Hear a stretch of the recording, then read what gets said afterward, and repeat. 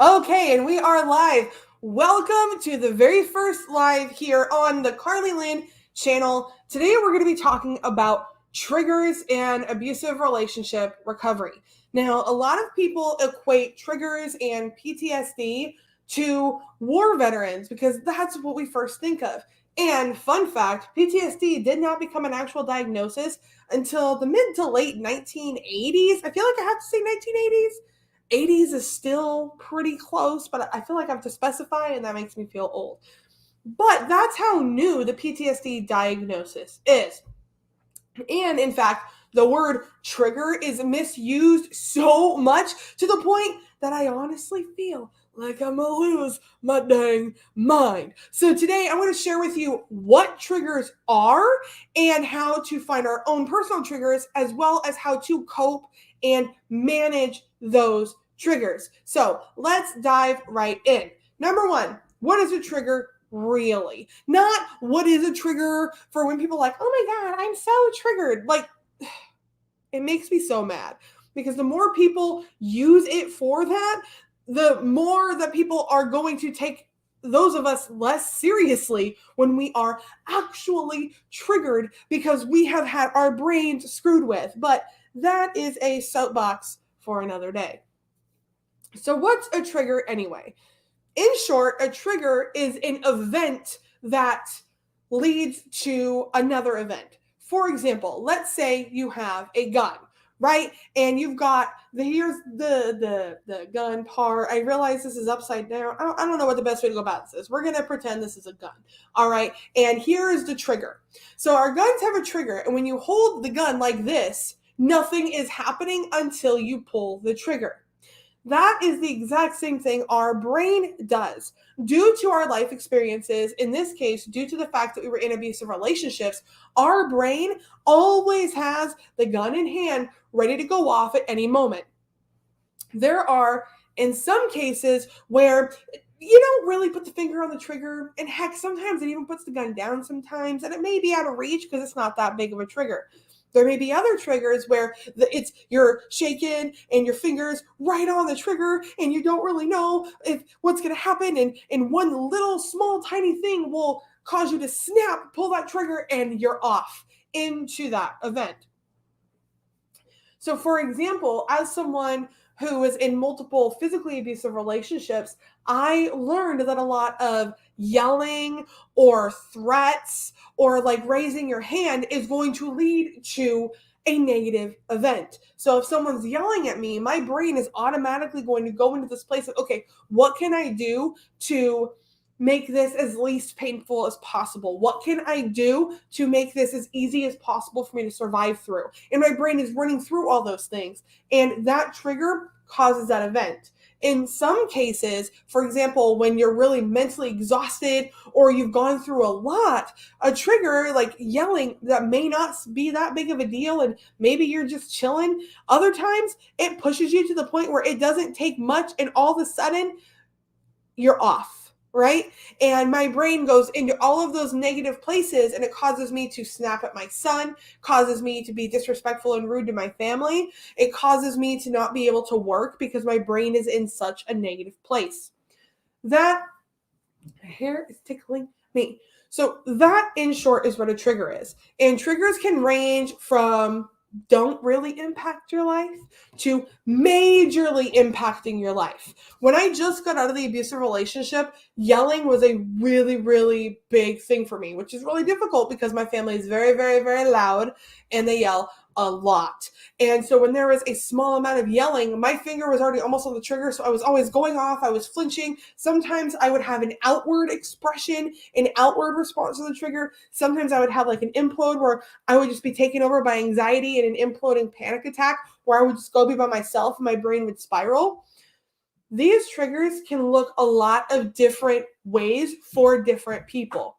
And there's also something really important to remember. Just because two people were in abusive relationships, even if they were in relationships that were very similar and the abuser did very similar things, their brain acclimates to things differently. So just because you have a trigger or just because I have a trigger doesn't mean that Susie and Jennifer and Karen, all have the exact same triggers. It's pretty stereotypical to see people who, when someone raises a hand, that someone flinches, right? And someone flinches and someone flinches because they are triggered to believe that they're about to get hit.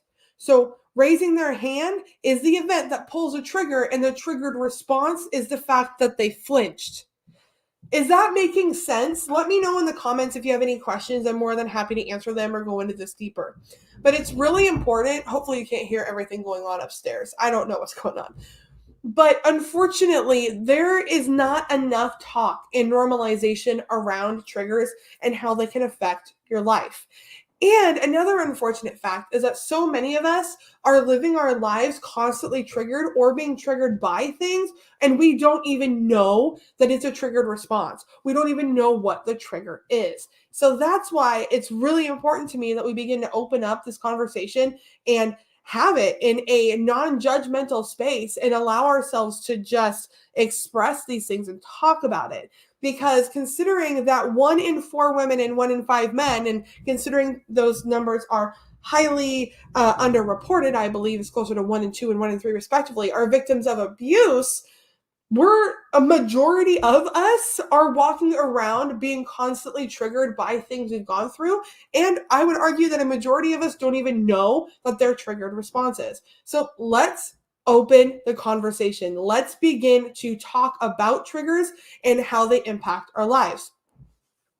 So now that we know what triggers are, what then? Like, okay, Carly, that's really cool, but how do I apply this to my life? Once you know what a trigger is, you can then go, okay, what are the triggers in my life? You can go about this a few different ways, but I really, really love the pen to paper model. Now, this is for a variety of reasons, but in short, when you allow yourself to put pen to paper, you give yourself the freedom, you give your brain the freedom to let that be a safe place to hold the information. When you don't allow your brain to empty itself once in a while, it will just hold on to the information and the crazy, and it'll just swirl around in your brain, and it gets really chaotic.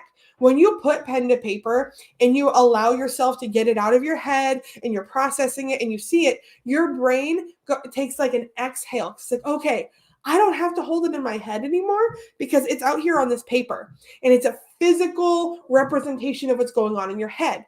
And so hopefully you can see where I'm going with this. When you have the physical representation of what's going on in your head, you can begin to make connections that you weren't able to before because it was just a chaos, a complete tornado of information.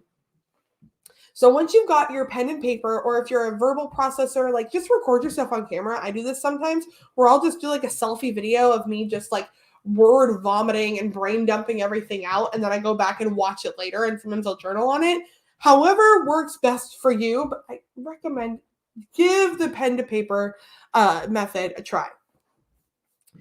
I want you to think through some of your most recent, I don't like using the word episodes. I feel like that's very clinical, but some of your most recent outbursts or your responses or big feelings that you remember going through relatively recently. And you remember going, I don't really know why I felt that. Or, I'm pretty sure it was because so-and-so said this, or my son threw this and it reminded me of this moment. Just kind of brain dump through some of those if I could talk, some of those responses. Once you've brain dumped them out, look through and try to think of what caused it. For me, I am very, very, very much triggered by certain phrases and certain mannerisms that were very common in all of my abusive exes. And so when my son does certain things, it triggers me, and it pushes me to a place that I have to remain very self-aware to go, okay, I am safe. This is not that moment. I'm not with that person. That person's out of my life. And this is for a variety of reasons. I feel like I say that a lot, but that's because essentially abusers are emotionally immature adults that act like children, because our children will do the same thing the abusers did. And we're like, oh my gosh, why are they going to turn into abusers? No, it's because children, it's normal for children. But anyway, that's a whole side rant for another day. But once you kind of process out your responses, think through what may have caused them. And this is not, there's no right or wrong answer on this. There's not like a perfect way, because you may not even be able to find a certain trigger. Triggers sometimes happen instantly.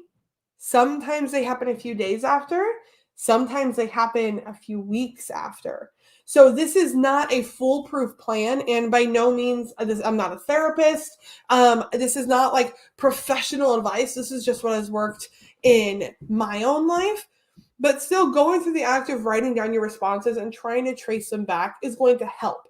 And even if you don't find the connections right away, you're turning on your brain to think about triggers in this way.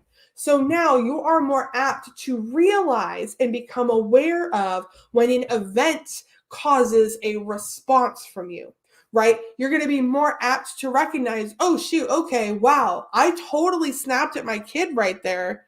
And right before that, he said this, or she threw that toy, or my husband said this, or my wife said that, and this was my response to it. It's like I said, it's not always that cut and dry, but once you begin to work through this, your brain's going to be more apt to notice it than it was before when you're just on survival mode running on autopilot. And then keep that journal with you for those realizations that you have throughout the coming days. Keep the journal with you for a week to 2 weeks. I would say 3 weeks, but I also know that some people don't want to carry around a journal that long. But at minimum 7 days, just get your brain into the routine of thinking through these responses. Once you've thought through these responses, and once you have enough data, you can go back and begin to connect the dots. You know, when we were kids, or if you have kids, they have those worksheets where it's like the number is over here and there's the different like amounts of things. Like my son's got a Star Wars workbook.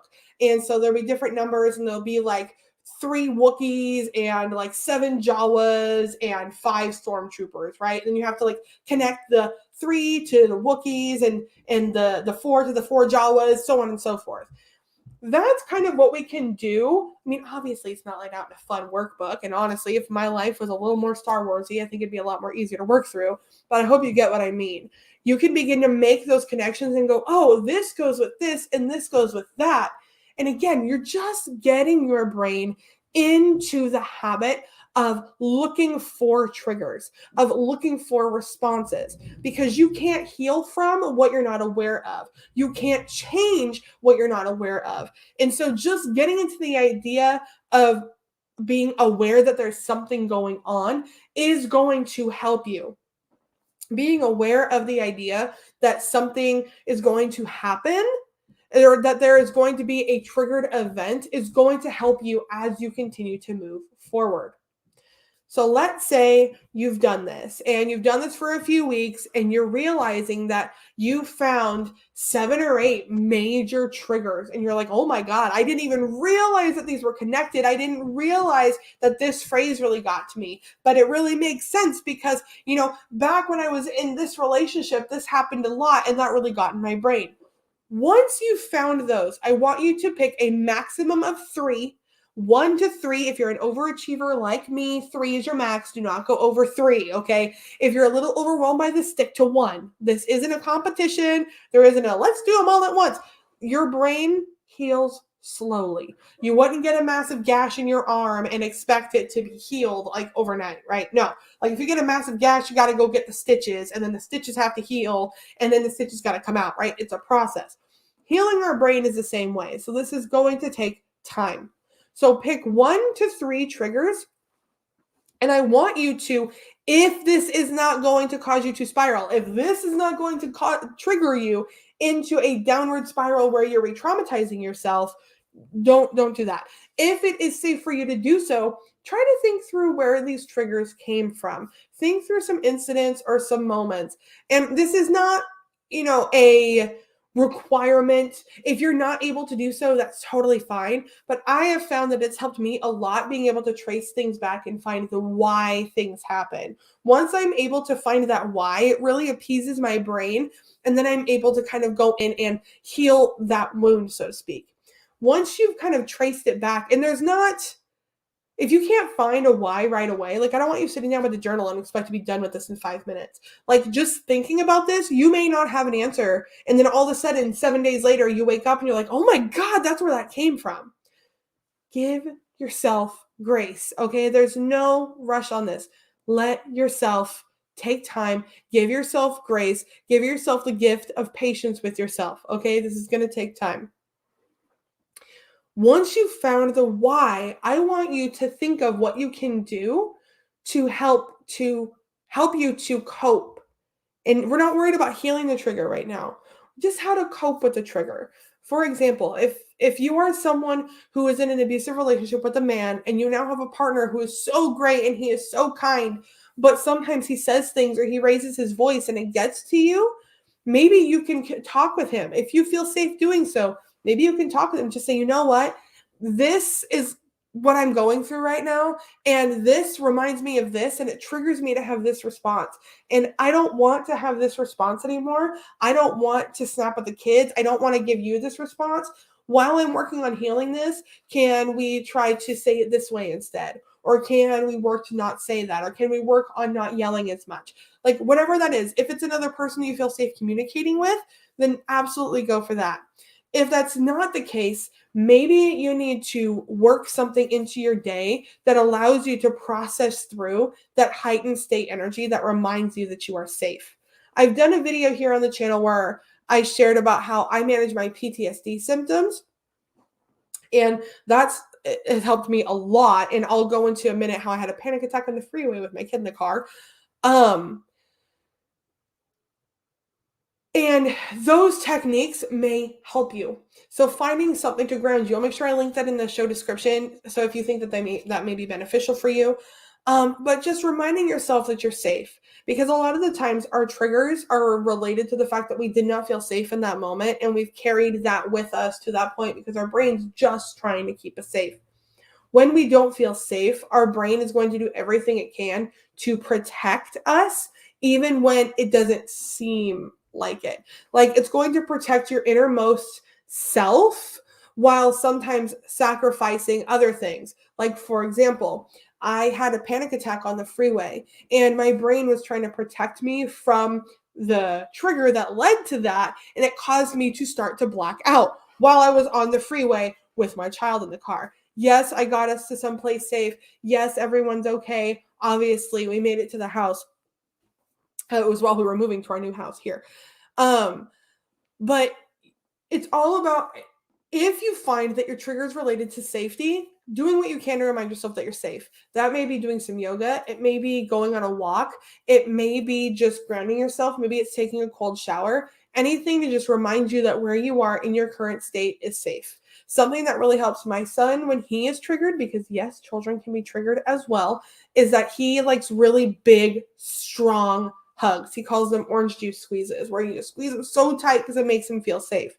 So for me, I'm a sensory avoider. I don't like being touched when I'm in a heightened state, but he craves that and he thrives on it. It's all about getting to know yourself. And there is no right, wrong, perfect answer to this. You may find something that works right now, doesn't work for you 6 months from now. That's something that I found. The things that used to work for me as a teenager don't really work for me anymore, because as I began to heal, I let go of some coping strategies. And then I realized that some coping strategies were actually causing me to stay in that trauma space. So like I said, it's giving yourself the grace to know that you've got to take time and let yourself get to know your body and what your body needs. Another way, if you're finding that the trigger doesn't have anything really to do with anybody else, or maybe it's, just the way clothing touches you. Like sometimes I've had clients where when they put on a shirt a certain way, it reminded them of the way they were touched by someone who abused them, and it really triggered them. Again, it's all about getting yourself as safe, reminding yourself that you are safe.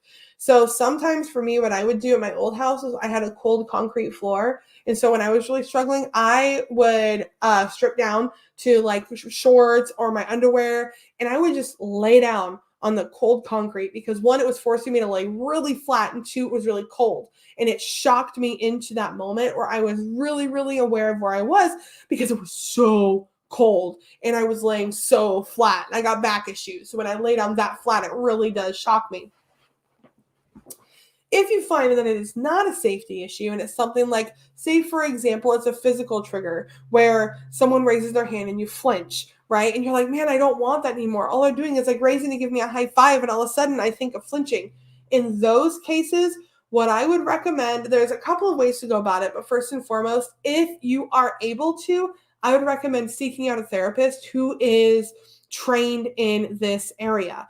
And it'd be really great if you do have that list of your triggers, you can bring that in and they can help you come up with a plan to begin to heal from and cope with your triggers. But let's say right now you're not in that place and you just want to stop flinching, you want to be able to communicate.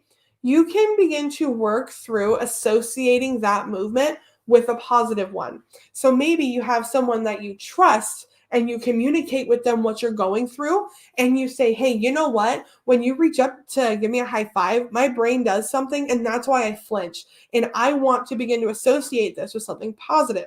And so you guys can work together and give each other high fives regularly where you're making eye contact and you watch him raise his hand and you raise your hand together. It seems really small, but the power of association within your brain is really strong. So if you can reassociate yourself, reassociate that movement with something positive, over time, you can begin to teach your brain that with a safe person, that those gestures are safe. I know I went a little bit all over the place today. I was going to have an outline, and then I was like, oh no, I can wing it. And then, of course, I had all of these tech problems, and it threw me off. So thank you guys for hanging out. If you have any questions, drop them in the comments below. I am more than happy to answer them. I am literally here for you. I am back. I haven't posted a lot to this channel because I've been not on vacation. Wow. No, I was moving across the country, so things got really crazy. But I'm going to be back here. I'm going to be going live every Wednesday and Saturday. Today's Thursday, but typically it's going to be every Wednesday and Saturday. I'm going to be going live right here. Times will vary based on when I can get childcare, but just keep an eye out for the premieres that I'll set up, because these are going to be really good and they're going to be interactive. And so whenever, once we get through, I would love to bring some of you on to answer some questions, to kind of let you ask and kind of pick my brain, and we can begin to heal together. So if that's something you're interested in, make sure you smash that like button and hit subscribe so that way you don't miss the next one. Thank you so much for hanging out, Boo, and never forget that you are strong, you are capable, you are intelligent, and Boo, you are so freaking worthy. I love you so much, and we'll talk soon.